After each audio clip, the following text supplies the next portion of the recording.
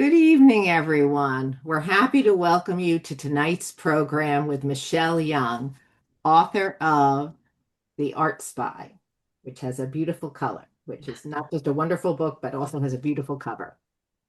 The book reads like a thriller, but it tells a true story, the story of Rose Valland, an extraordinarily courageous and effective World War II French spy.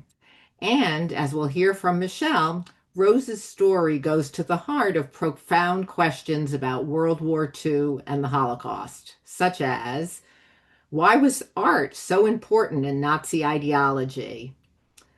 How is this connected to the effort to erase the Jewish people from France and the rest of Europe? And what motivated some people, like Rose, to risk their lives to thwart Germany's war plans?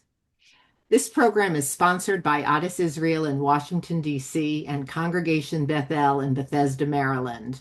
We're grateful for the support of the Addis Israel Sisterhood, the Women of Bethel, the Library Committee, and Men's Club. We also appreciate the many people who are joining us from other communities in the D.C. area and from around the United States and Canada and Europe. You are all very welcome. I'm Robin Jacobson, the librarian at Addis Israel. I also facilitate Bethel's book club together with Marge London, who's here today too. As usual, I have a Zoom background connected to our guest author's book. I'm in front of the Jeu de Paume Museum in Paris. This is where Rose Valland became the art spy. The Germans made this museum their headquarters for processing art stolen from French Jews. Before we introduce our author, let me mention the next two book programs. The next online book program will feature author Richard Kreitner talking about his nonfiction book, Fear No Pharaoh, American Jews, the Civil War, and the Fight to End Slavery. The book provokes questions about the cost of political courage then and now. The program will be on Zoom on Monday, March 16th at 7 p.m. Eastern Time. In April, we will have an in-person book discussion at Addis Israel and again at Bethel of The Director by Daniel Kellman. This is a historical novel about an actual World War II Austrian filmmaker, G.W. Pabst. It's a good read and also chock full of interesting ideas about morality, art, and ego. The registration links for both Fear No Pharaoh and the Director programs are in the chat. And now Marge will introduce Michelle Young. It's a pleasure to welcome and introduce Michelle Young, an author, award-winning journalist, and professor. Michelle's book, The Art Spy, has been named a best book of 2025 by the New York Public Library, Library Journal, and other publications. The Art Spy is also a finalist for the Marfield Prize, a national award for arts writing. Michelle grew up in Setauket, Long Island. She is a graduate of Harvard College in the history of art and architecture. She also holds a master's degree from Columbia University's Graduate School of Architecture, Planning, and Preservation, where she is an adjunct professor of architecture. Michelle is the founder of Untapped New York, which is an online magazine, as well as an experience and tour company that explores New York City's hidden places. She is the author of several books about New York. Michelle's work has been published in the Wall Street Journal, the New York Times, The Guardian, The Forward, Travel and Leisure, and other media outlets. Her photography has been exhibited at the Museum of the City of New York. Michelle is joining us today from her home in the Berkshires in Massachusetts, and we are delighted to have her. After Michelle and Robin discuss The Art Spy, there will be time for audience questions. To ask a question, please post it in the chat box. You can submit a question at any time during the program, and we will turn to it once we reach the Q&A period. Also, we invite you to purchase the Art Spy from our local bookstore, Politics and Prose. You'll find a discount code in the chat. Welcome, Michelle. Robin will bring you on screen. Well, before that happens, thanks so much for that introduction, Marge. And it's a real pleasure to be here with this community. All right, I think we're here now. All right. So thank you so much for coming, Michelle. Thank you so much for having me. Yeah, we're just thrilled. I'm so thrilled both to have you and to have this chance to talk to you about the Art Spy. So many people have read your book and loved it, but many have not. So maybe the best way to start is to ask you to give us a quick overview of the book. Yes. So The Art Spy is the true story of Rose Valland, who was a resistance spy and art historian in World War II Nazi occupied France. But the book also chronicles the journey of a Jewish family, that of Paul Rosenberg and his family. He was the exclusive art dealer to Picasso, Matisse, Braque, Leger. So extremely big deal art dealer internationally and of course in France. And so the two intertwining stories help tell the greater story of Jewish persecution, art looting, and the war itself, because Paul's son also goes to fight for de Gaulle. So we get heroism, bravery on two sides of the coin of this story. I love the intertwining. And now I know you, maybe we should talk about Rose, especially about first her life before World War II. Yeah. And I think for this portion, you have some slides. I do have some slides so we can get to know Rose a little bit. That's not Rose. Hold on. I'm going to start a little bit up. Okay. So normally when I get to this part of the presentation, so Rose Valland is born in 1898 in a small countryside village 40 miles southeast of Lyon called Saint-Étienne de Saint-Jouard. This is a very religious area. You see architecture and markings of the religious wars, so very, very Catholic. And she grows up here as the daughter of a blacksmith.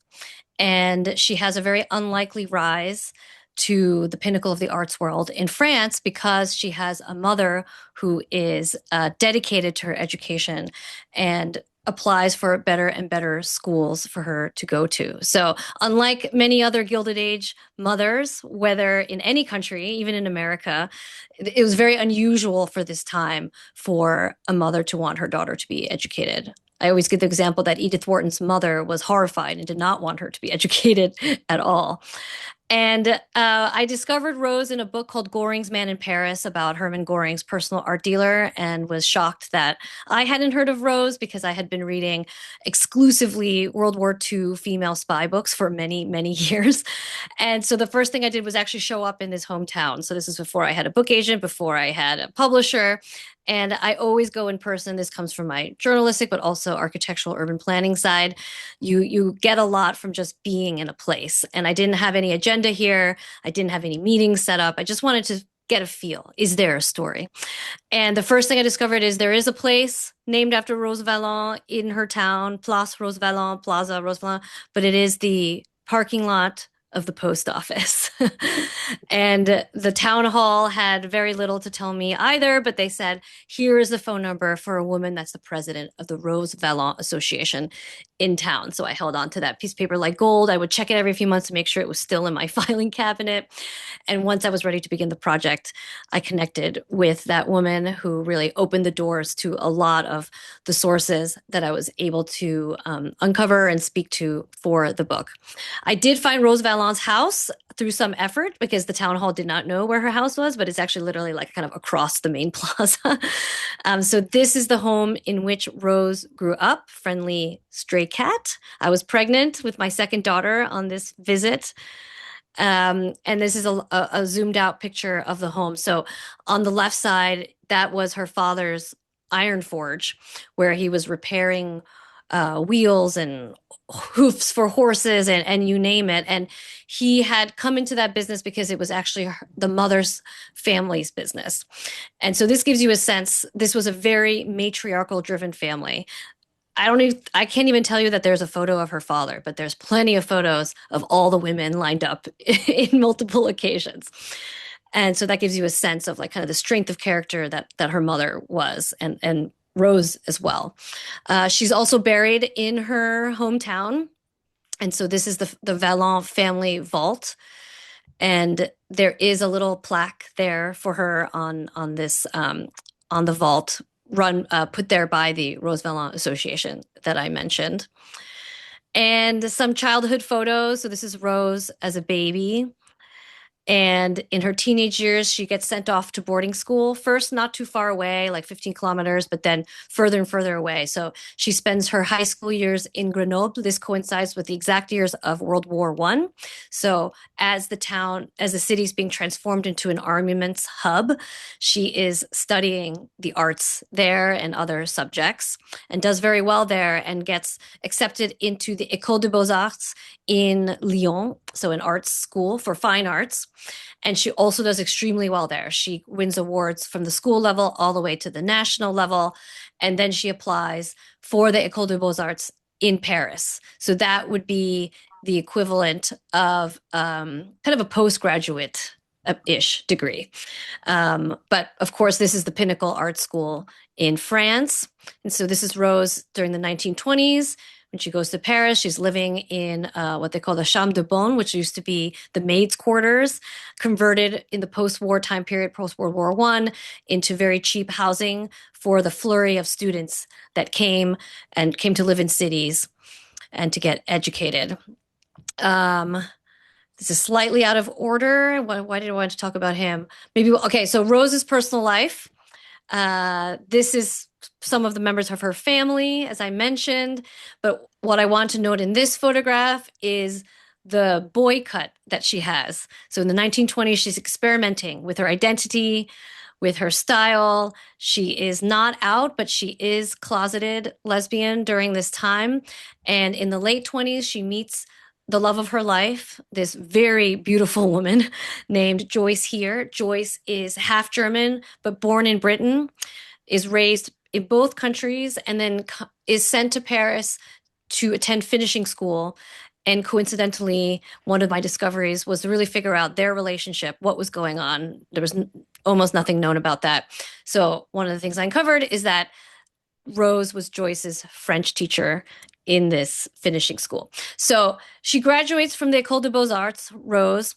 Then she goes to the École du Louvre because there she can get potentially educated as a curator or art historian instead of just in the fine arts. So this is a very smart move because we all know, even today, it's very hard to be an artist. And so she's kind of setting the stage for her career.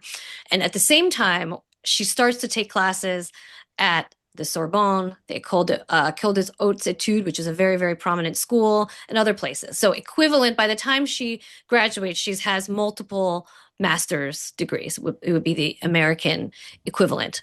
So now we will go back to this man. But she has a very difficult time getting a job, despite all her awards, her resume, all the places she studied. And this man is Henri Verne, and he is not only the head of the École du Louvre in Paris, but also the whole Louvre and all the French national museums. And here he sees this upstart woman from the countryside in Paris. She doesn't come from one of the prominent wealthy families that usually funnel people into the civil service. Here is this daughter of a blacksmith who is ostensibly doing very well. She has a good number of supporters in the art historical world, including his rival, Henri Faucillon, who eventually during the war comes to teach at Yale. And so there's a lot of things going on here that make Henri Verne he particularly dislikes her.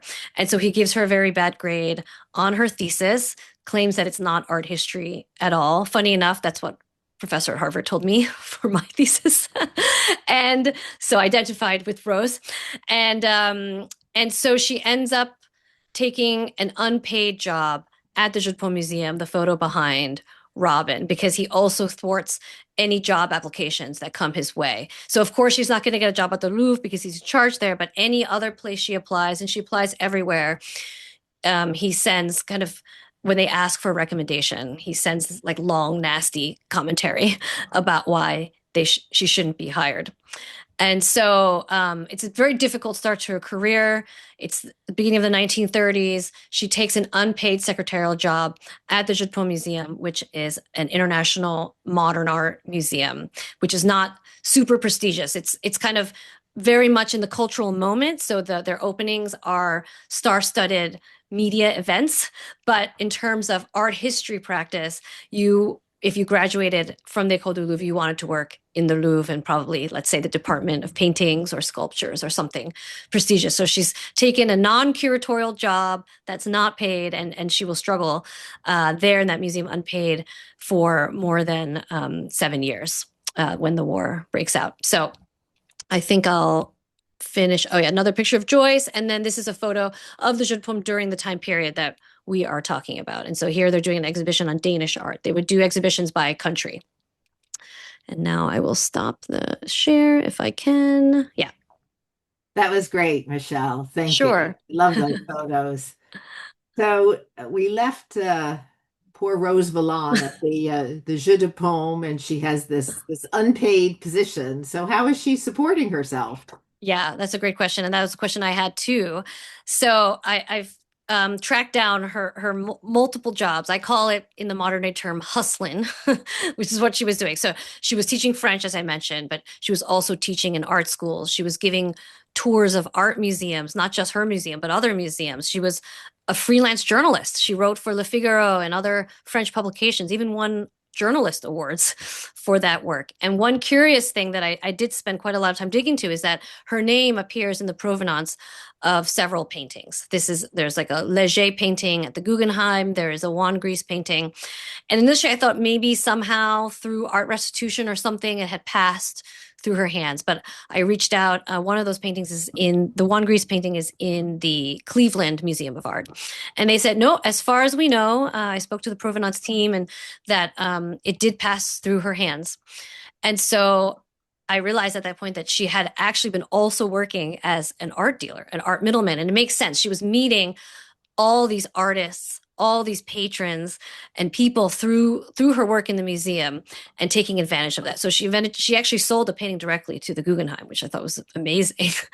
So she's cobbled together funds through this, and when she's able, she also applies for some scholarships through the French government while she's studying. Mhm.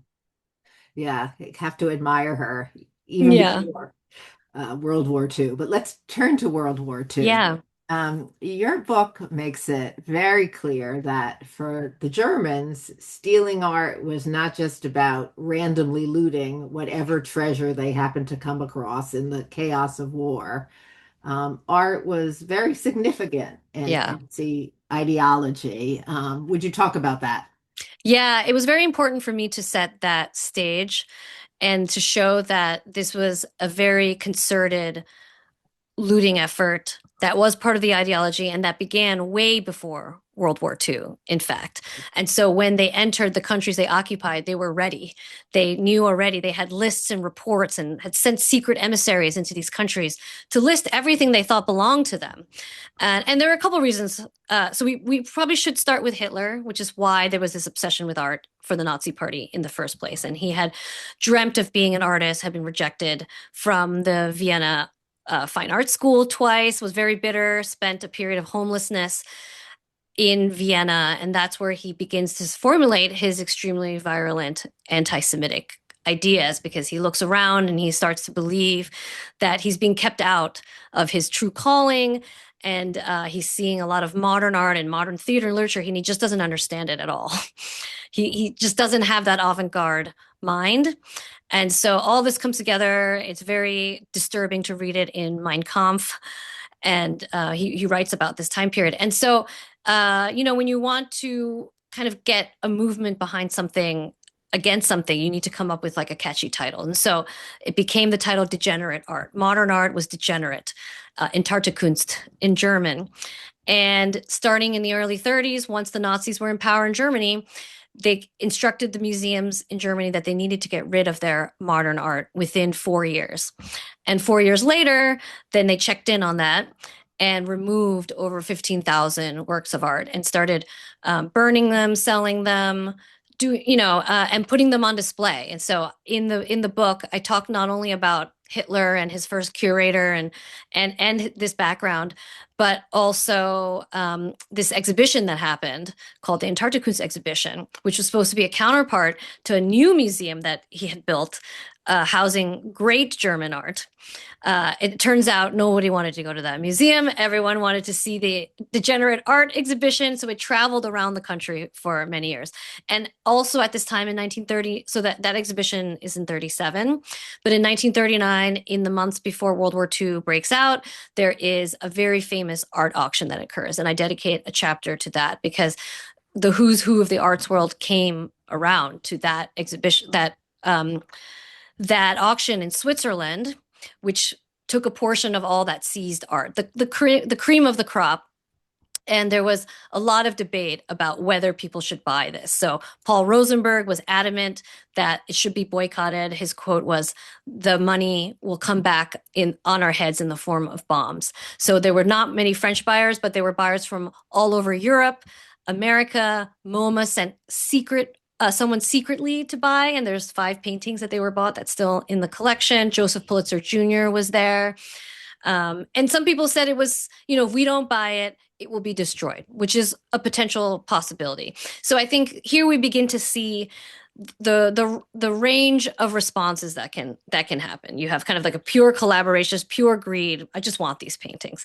You have people that are refusing to go, and you have people that kind of justify it through their own logic. So you have all those characters, and so that's in June 1939, and there's already a lot of potential. There's disturbances happening all over, like at the Polish border, and so that's the backdrop kind of before World War II begins. So that was the art that Hitler hated, the Yeah. degenerate. Right.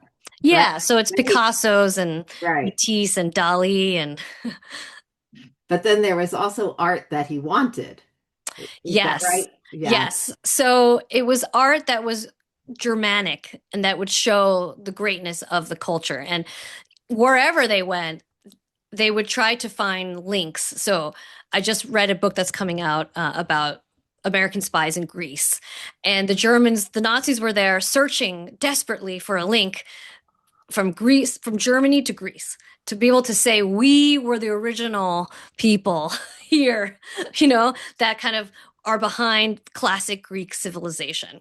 And so similarly, they were going through all these countries and being like, oh, that's Germanic. And so, and initially they were, when they were looting, they were taking what they called the old masters. So Rembrandt, Vermeer, Hans Holbein, that's the kind of stuff that Hitler wanted. And then as a result, all his henchmen would collect the same because they needed to follow his lead. But the modern art, they didn't really know what to do with. But especially in France, and Germany, a lot of Jewish modern art collectors who were really at the forefront before the movement. And so they would seize all these art galleries and homes wholesale and be like, what are we going to do with this modern art? So this becomes a theme throughout Rose's work as a spy, and kind of the what's going to happen to this modern art. She personally was very concerned about that. Yes. Yeah. In 1940, after the armistice between Germany and France, and Paris is occupied by the Germans, if I understand that they'd already been looting art in many other countries that they had occupied, Yeah. but France was an especially enticing target. Why was that?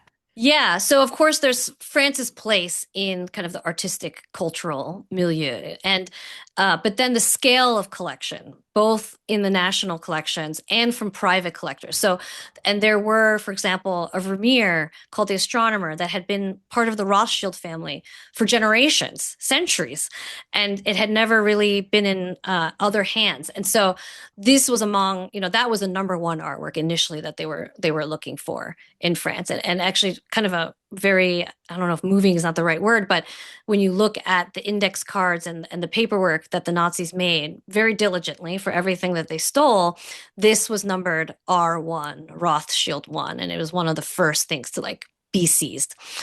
And so, yes, they were just really voraciously on the lookout. Everyone from Hitler only came once, but Goring came to Rose's museum while she was there undercover more than 20 times. And they would just pick what they wanted and send it back to France. And then they would try very hard to get stuff from the French collections. That was more difficult, and they were so by the book that they didn't actually steal any of that outright. Not from the museums. Yeah, not from the museums. They tried to find like kind of reasons, like, can we make an exchange? But it still had to be what they believed was legal. Yeah. So in France, then I'm understanding that primarily what they were stealing was Jewish owned art. They left what was in the Louvre alone for the time being. Yes. With Yeah, that's all the, correct. yeah. So there was the initial seizure of art when the Germans entered Paris, and the Nazis had a list of the 15 major art galleries, predominantly Jewish families, and they sent commando units. So this, like you mentioned, it's not a random I want this, I want that. They sent people specialized in seizure to collect these things. And then they moved this art into the German embassy. There was a lot of infighting amongst the Germans who gets to control this looting operation. And eventually, Hermann Goring wins the battle by kind of getting behind Alfred Rosenberg. So Rosenberg is, so not to be confused with Paul Rosenberg. Alfred Rosenberg is the ideologue behind the Nazi Party, and he's interested in seizing information that can help him understand his so-called enemies. So these are Jews, but also communists, Freemasons, artists, anyone that they don't like. So he was less interested in art, but Hermann Goring is interested in art, and Hermann Goring's star is on the rise with Hitler. So there's all this infighting that happens. They win, and then they want to be able to loot without people knowing. And so they ask for a standalone building, truck access to loot the art and process the artwork. And so Rose's boss, Jacques Jaujard, it's a new boss, not the jerk that won't pay her.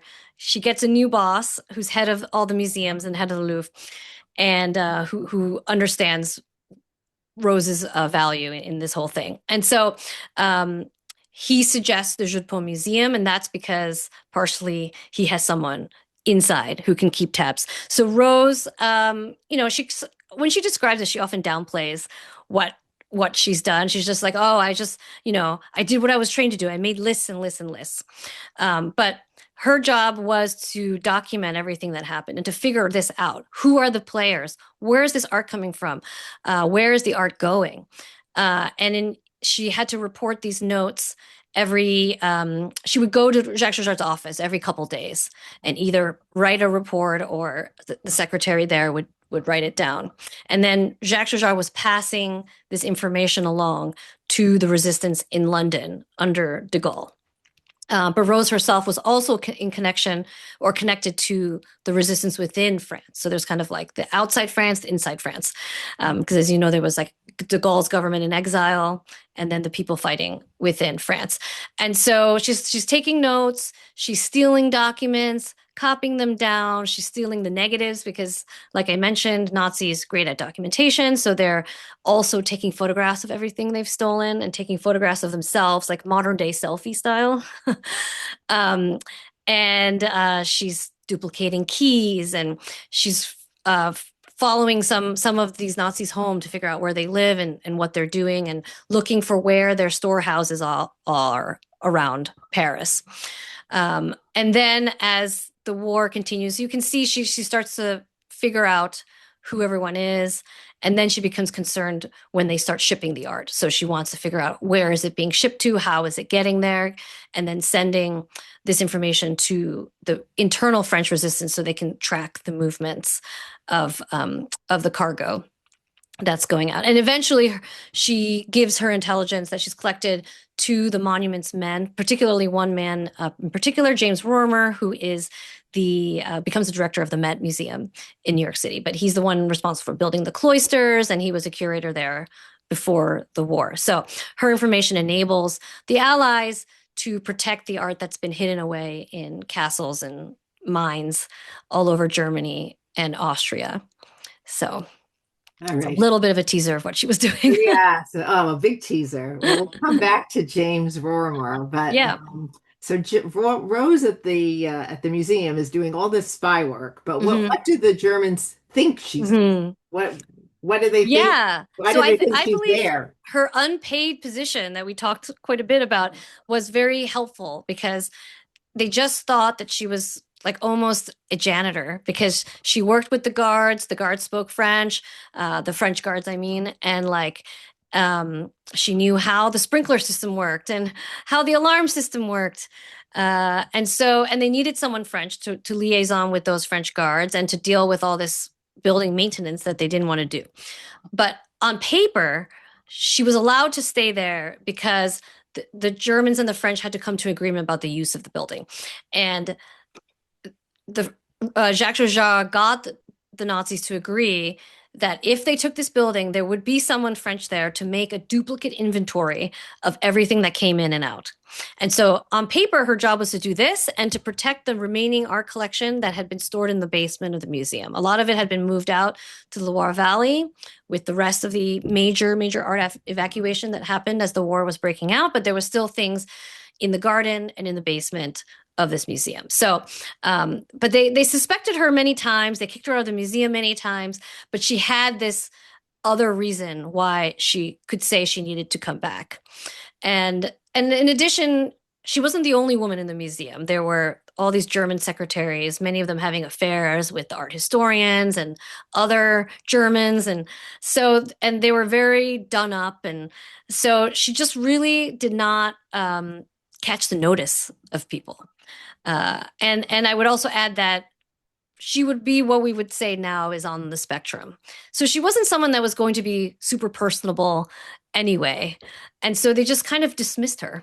And she did a very good job as a spy because even when they did suspect her, there was nothing they could pin on her. And there was one time she was close to being caught and then was threatened by this man named Bruno Lose, an art historian there. But she just looked back at him point blank and said, all of us know the consequences and would not, be that stupid. So she was very, very deadpan. And so that's useful in these kind of situations because they can't imagine that this person would ever say anything other than the truth. Yeah, it sounds like she had a lot of very useful qualities. I guess from what you say, she understood German, but they didn't know that. Yes. Yeah. So you can see in some accounts people claim she spoke German. I haven't found evidence of that, but she had her partner Joyce at home, who was fluent in German. And I can tell in her notes at the beginning, she's writing phonetically. So she doesn't know how to spell these names. So she's not fluent in German. But over time, she's the spelling is better. She seems to understand more. And you can tell that some of the notes are based on things she's heard in the museum. So that would require some understanding of German, but also all the German art historians spoke French. So they were probably speaking French with her and then speaking German between themselves. Yeah. Right. Not knowing that she understood. Yeah. Yeah. Yeah. Yeah, she seems like a kind of Clark Kent sort of person that Yeah. she's just hiding there in plain sight and That's everyone right. overlooking her, underestimating her, and it's almost like her superpower. Yeah. And that's, what Hollywood, it doesn't get conveyed because if you stand out, you're not going to be a good spy, right? You have to be the Right. person that has been either underestimated or nobody notices you, but there you are. But And there she is that's all what she the was. time. Yeah. Yeah. She was the perfect person for that job. Hmm. So I also understand that she played a dramatic role in that episode of The Last Train that was supposed to Yeah. leave Paris. The last train holding artwork, and it didn't get out. It was sabotaged. Yeah. So if anyone has seen the Burt Lancaster movie, The Train from the 1960s, 60s that was actually optioned off of a small section of her post-war memoir. Unfortunately, Rose's post-war memoir is very, very boring. She was just such an academic, and it turned into like a almost like an academic treatise about art looting and why it should not happen again, etc. And so she downplayed a lot of the exciting moments. So a lot of my work was kind of filling that in and finding out what actually happened. Like, for example, she would put in her memoir, and then there was a gun to my back. And then, like, no follow up. I'm like, what happened? It's like that wasn't important to her, but it's important to us, right? And so that to me was like really, really exciting investigative work to find either accounts of other people or things that were happening at the same time and putting together her timeline. Yeah, you did some wonderful research and made some really new and impressive discoveries. Oh, thank you. In addition to being a clearinghouse for the Nazi loot, it sounded, you mentioned this a little bit, that the Jeu de Paume also became kind of a shopping mall for Hermann Goring. Hmm. Mm, well, tell us about that and his shopping Yeah. sprees and what was that about? Yeah, he was so fanatic about art collection that he would redirect his train wherever they were if he heard that there was new stuff inside this museum or out in the market in Paris. And he had people in every country on the lookout for him. So art historians looking for artwork that he might like.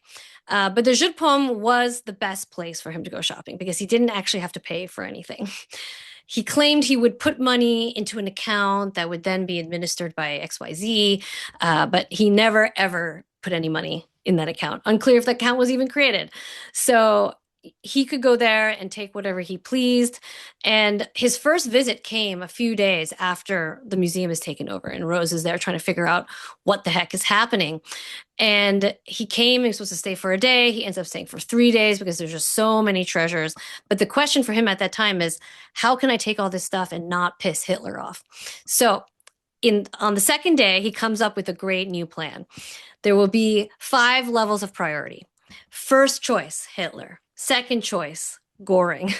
And then it goes down from there. And I love the last was like war widows and orphans will get some proceeds. Of course, none of those people ever got anything.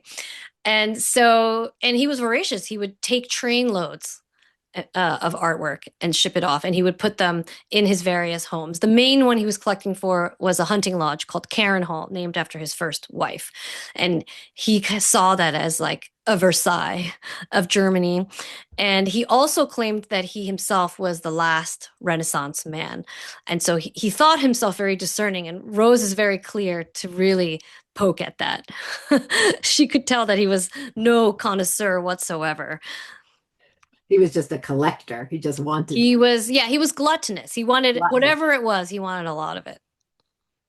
So I don't know if we mentioned that, what Hitler was going to do with all the art collected Oh, by yeah. him.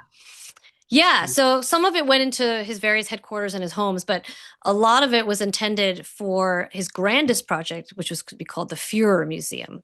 So this was an art museum to be the biggest of all, and to showcase the greatest German art of every epoch of its history.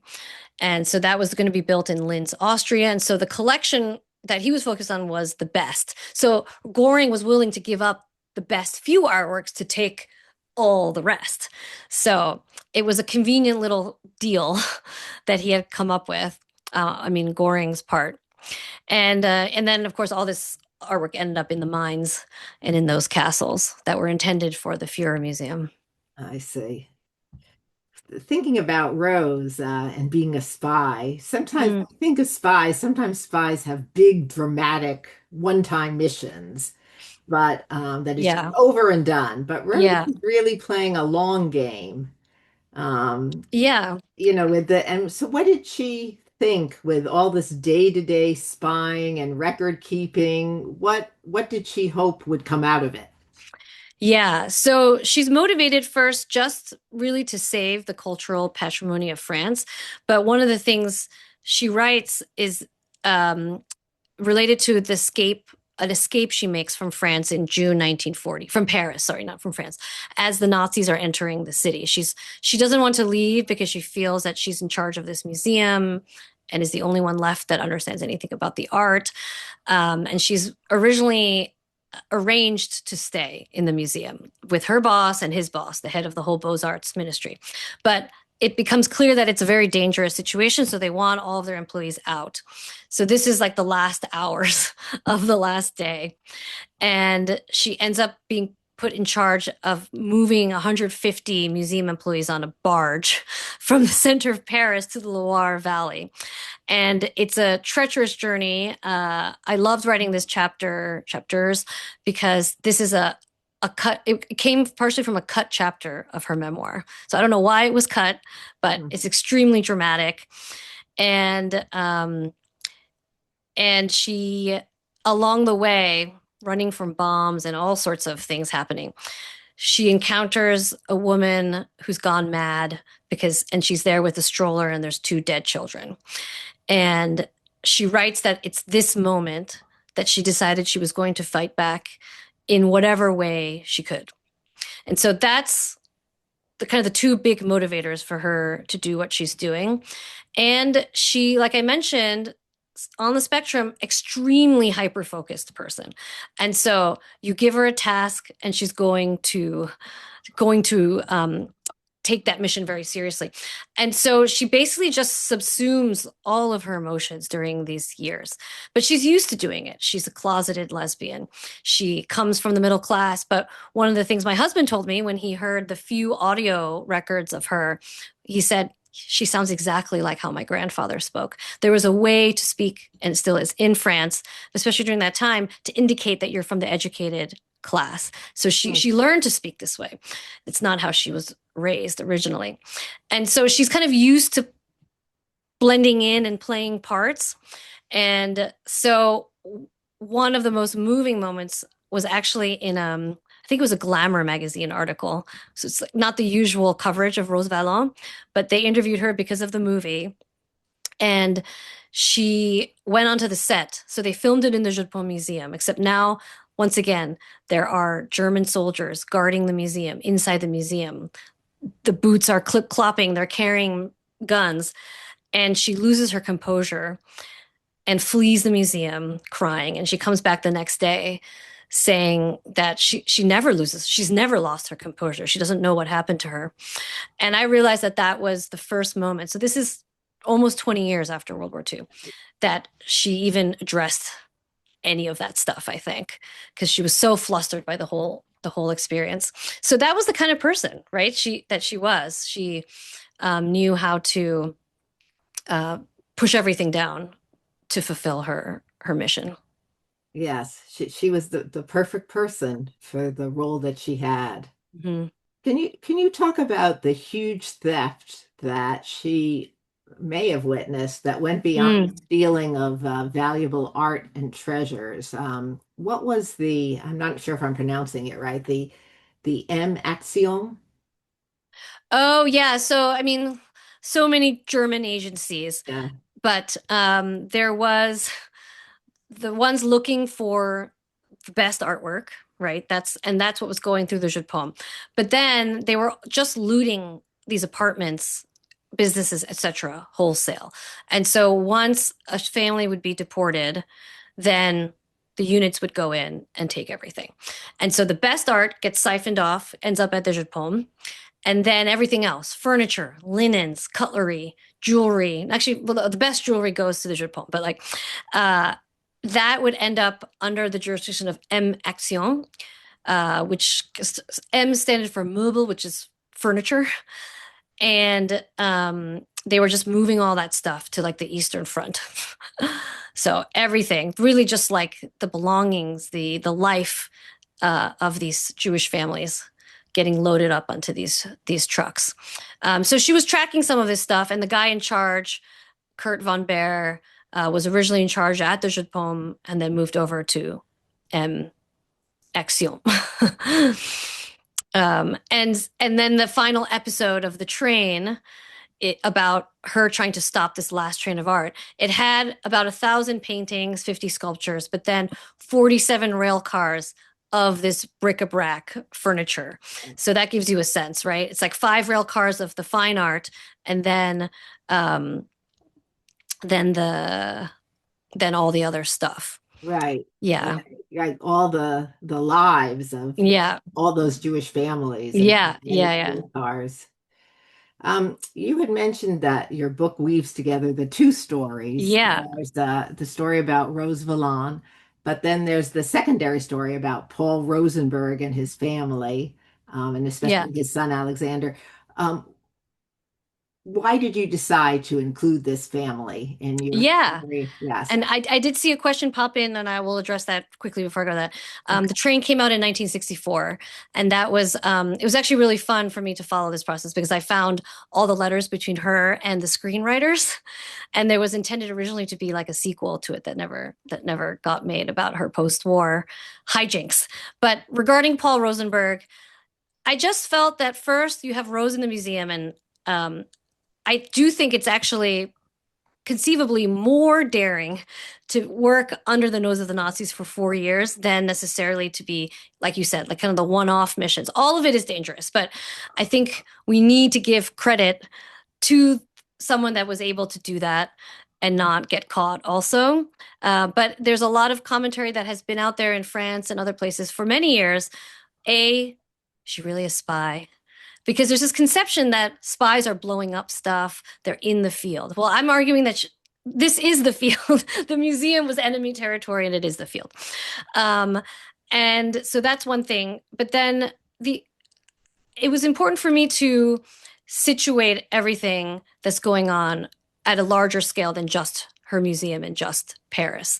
And so that's why I have the chapters about Paul Rosenberg, because through one family, you can understand the human impact of this art looting enterprise that happened. And then, of course, and I do love the military aspect of World War II. So I got to follow that as well through the very dashing Alexander Rosenberg, who ends up fleeing France at the last minute before it falls, going to England.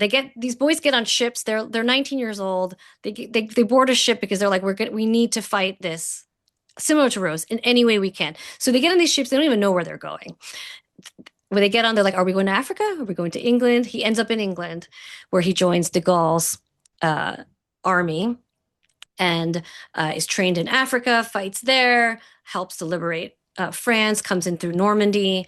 So just a very, very amazing story that brings together the art world that he's part of through his father, and then his own journey as a soldier. Yeah, it was a wonderful part about it. The way those two stories came And I together. guess I should I buried the lead that Rose and Alexander cross paths in a way that's like I think better than Hollywood. Yeah, it's very cinematic, very Yeah, cinematic. So I have plenty of questions more, but I don't want to monopolize you. sure, we can get to some Let questions. me look in the chat. Um, let's see. Um, so how about somebody would like to hear more about Rose's spy work?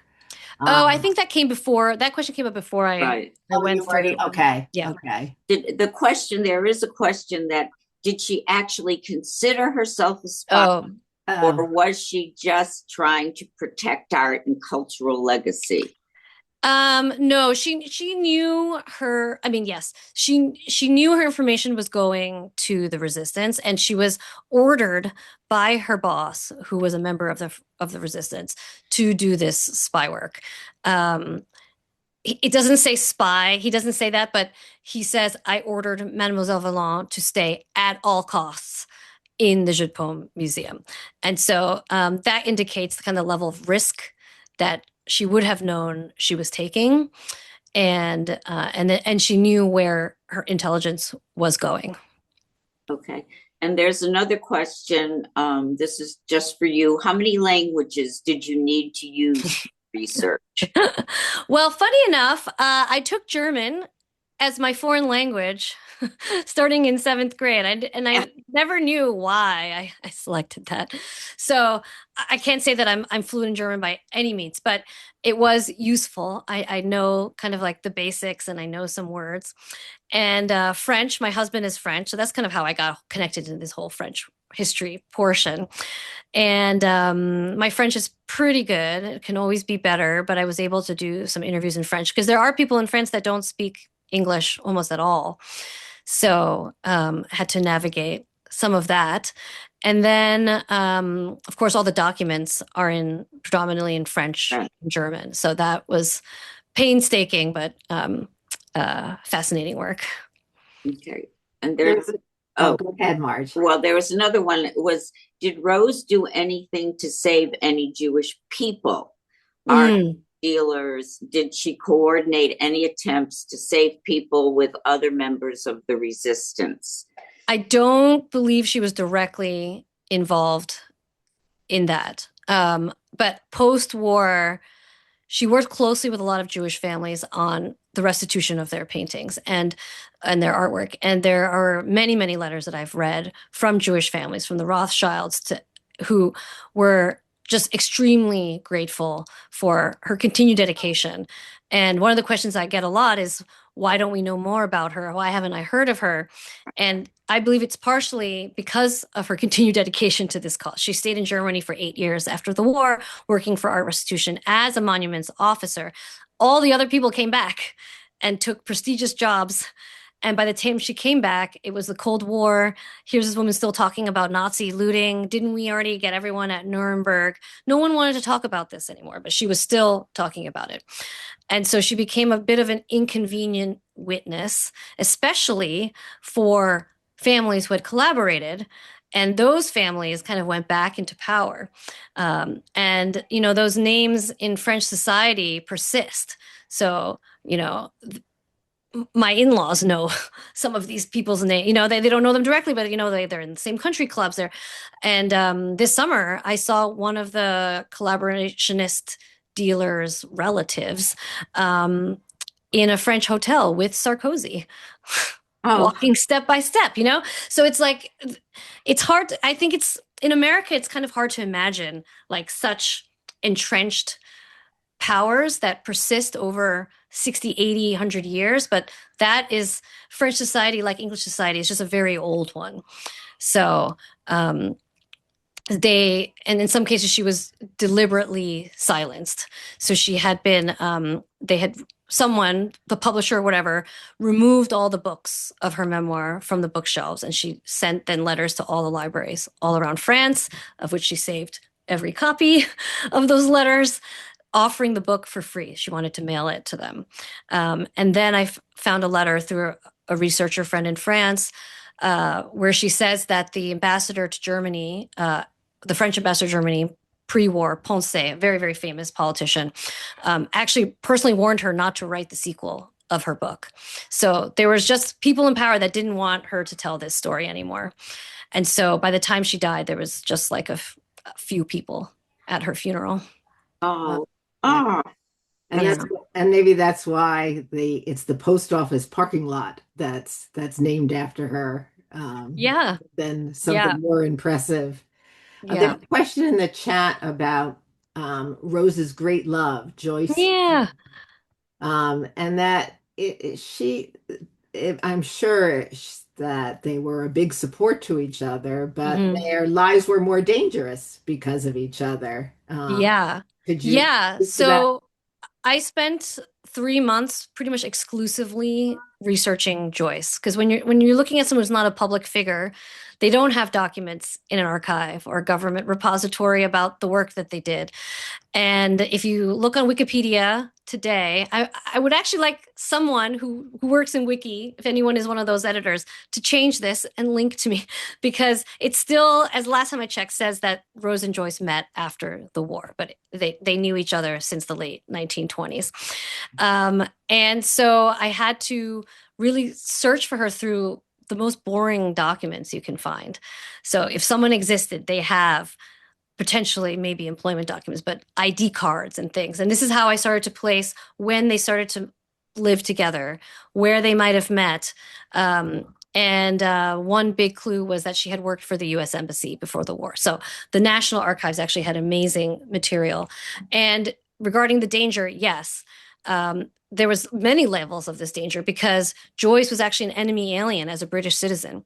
And British people were allowed to stay in France for a while, quote unquote, on parole. And they had to report at the commandantur every day to say, I'm still here. And many fled, but many chose to stay because there's also a huge population that like didn't even really consider themselves British. They just happened to have the passport. Like there was like a whole host of like Palestinians who just happened to have the British passport and they were living in France. So anyway, at some point the Germans said, no longer prisoners on parole. We're going to arrest everyone. And they had all their addresses. So this is a real first step in terms of the rounding up of citizens and other people in France. They do the same thing later when they've decided to round up all the Jews. But they start in late 1940 with British citizens. And so Joyce is arrested just a few weeks after the Nazis take over the Jeu de Paume Museum. And Rose can't talk to anyone about this really, because then it would reveal that they're living together, what's going on there. So one of the fascinating things to me was I went through every single communication that went in and out of the US Embassy during the war, looking for Joyce. And she does appear a bunch of times, and I got those original documents, but never once was there a welfare check or someone coming to ask about her. And there were other checks. There was her mother in England, having not heard from her, sending things. And at one point, the embassy just said, oh, we don't know where she went. So we hired 2 new secretaries who can speak German. So it wasn't until January, a couple months later, that they got notice, that the embassy got notice that Joyce had been arrested. And that's because the Red Cross was finally allowed into this horrible prison camp in the east of France. And each prisoner was allowed to send 2 letters. So I'm guessing one went to the embassy, maybe one went to Rose. And that's how the US Embassy helped to get her out of this prison. So yes, great support, but they were under a lot of pressure and a lot of stress during the war. There's another question that says, do you know approximately what percentage of the looted art was eventually returned to Jewish families? Okay, I'll give some numbers and so it's believed that 650,000 works of art were stolen and looted during World War II. I think that number is greatly underreported because we have records of the most important pieces of art, but we don't have records of all that other stuff that was stolen that actually might have had value, or they just didn't realize it had value. So we're not talking about, there's just many more. 150,000 of that came from France, which is pretty significant. Rose's team, up until the time she left Germany, had restituted over 60,000 works of art. And that effort continues. There's constantly artworks that are being found or they realize it's looted. Some famous stories, you've probably heard about the painting in Argentina that was accidentally left in a real estate listing. And I've written about many of these cases for the Forward and for Hyperallergic. And I'm following one case that's been going on for over 20 years. It's the case of a Pizarro painting that's in a Spanish National Museum. And that has gone up and down the US courts. And there will be, actually in April should be another decision about it. And hopefully it'll be in the favor of the heirs. Okay. Oh, there was a question I saw about the danger that Rose faced. So I thought maybe we'd combine that with Liberation Day. When the French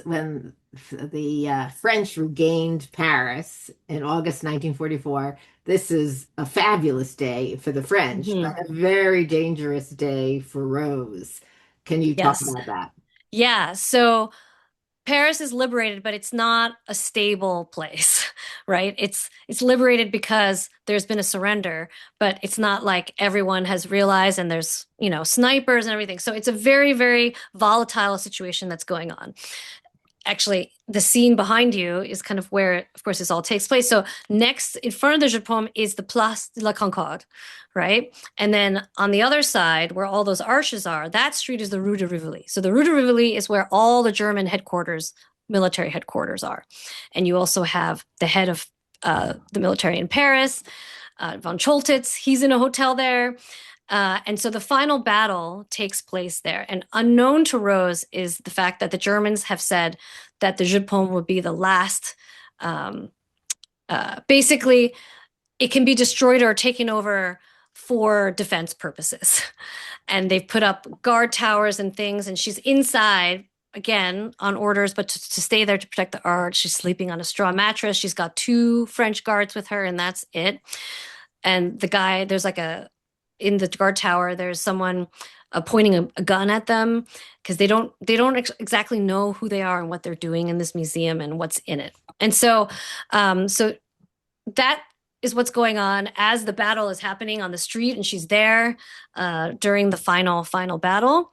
And then after the liberation, there is celebration happening, but there's also still sniper fire happening in this area. And one of her guards wants to look at the kind of celebration and the victory parade that's all going on, and he gets mistaken for a sniper.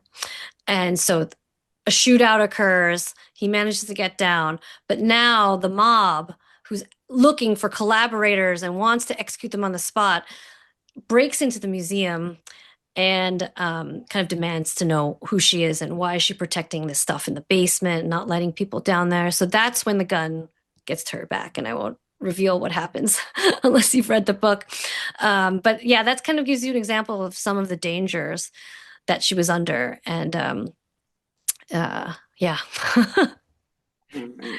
Yeah, as I was reading the book, even though I knew that she did survive the war, but I was thinking, even if they don't catch her as a spy, she just knows too much. She's seen too much. Yeah, and actually Somebody, that's a good point because there was a death threat put on her by Kurt von Baer, so the man that I mentioned that was in charge of the Jeu de Paume and the furniture stealing. I joke that he's a Nazi out of central casting because he had like one glass eye, fur collar coats that went down to the bottom. You can't design this, you know. And he did decide that she knew too much. So even though they had nothing specifically to pin on her, just the fact that she had been there was dangerous because they knew there was going to be some kind of war tribunals, right? And so he had ordered Bruno Lose to take her across the border and liquidate her. And she doesn't know about this until after the war because Lose, in his war tribunal case, tries to use the fact that he didn't kill her as a way to argue that he should get some leniency. And so she learns about that during that trial. uh, no wonder she had post-traumatic stress disorder. Yeah, for sure. Yeah. So there are more questions in the chat, Yeah. much more to discuss, but it is past 8, so it's time to end the program. So thank you so much, Michelle, both for your wonderful Yeah. book and for visiting us tonight and sharing your Oh, research on absolutely. Rose Thank Valland. you. Michelle, any last comments? Sometimes people ask me what's the message I wanted to leave with this book, and I usually say that anybody can be your hero. That's what Rose Valland's story tells us, and that in times of crisis, it's a lot of people have skills that were not appreciated in normal times, like Rose couldn't get a job that paid her, but it's in these moments in which those skills that she had that are outside the box become very valuable and historic in some cases. So Definitely in her case, absolutely.